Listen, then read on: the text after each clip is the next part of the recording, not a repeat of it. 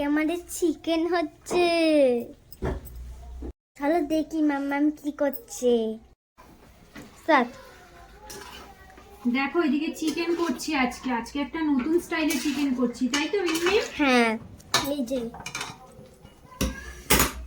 দাও আমার কাছে, দাও আমি দেখাবো।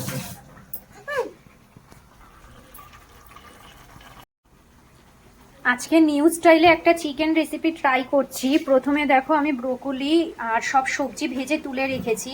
এইখানের মধ্যে আছে পেঁপে, আলু, বিনস, ক্যাপসিকাম আর গাজর। আর এইদিকে দেখো, আর এইদিকে রয়েছে দেখো ব্রোকলি। সব হালকা করে ভেজে তুলে রেখেছি। আর এইদিকে চিকেনটাকে কষাচ্ছি।